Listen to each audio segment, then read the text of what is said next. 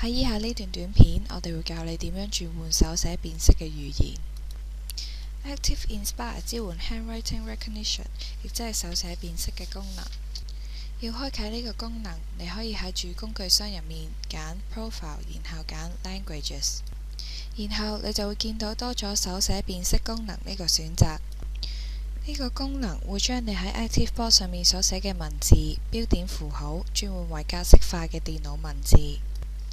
若果你發現佢將你所寫嘅文字辨認錯咗，就可以再喺旁邊嘅選單揀返適當嘅文字。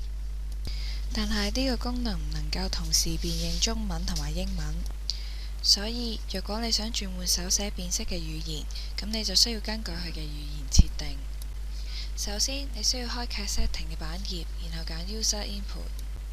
之後，你就可以喺 Handwriting Recognition Language 一欄揀返你想要嘅語言。